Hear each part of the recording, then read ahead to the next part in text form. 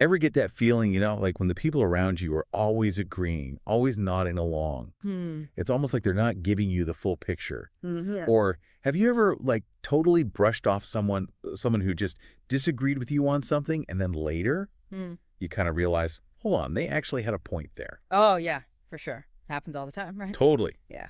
Like we love being right. We love that feeling of everyone backing us up. But what if, and here's where things get interesting, what if those who challenge us, even those we see as, I don't know, almost like enemies in a sense, Right. what if those are the people who can actually help us grow the most? It's a bit of a mind bender, isn't it? It goes against, well, a lot of what we're taught about trust and who to rely on. Exactly. And that's what we're diving into today. We've been going deep on some fascinating research that suggests that there's a real hidden benefit in listening to and even learning from those who don't necessarily have our best interests at heart. Not your typical advice, right? Not at all.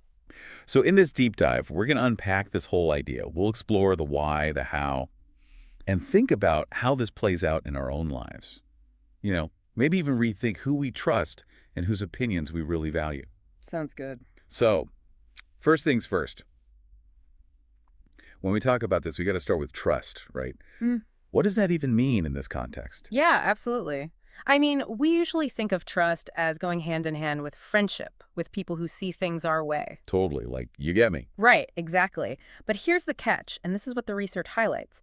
Friends, because they are friends, they want to keep things smooth, keep that harmony going.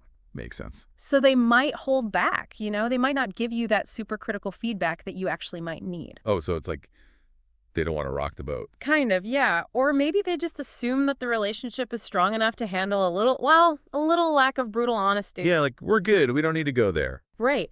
And the research even suggests that friends can, without even realizing it, sort of take that relationship for granted in terms of giving each other that real, raw feedback. Interesting. So it's like a comfort zone that, in a way, might be holding us back. In a way, yeah. When you know someone's probably going to agree with you, it's easy to just stay in that echo chamber. You don't see the cracks, the potential flaws in your ideas. Okay, I see that. So let's flip this then. How does someone who, let's say, doesn't necessarily trust us, how do they become a source of valuable insight? That sounds kind of backwards. Yeah, it is a bit counterintuitive, but think about it.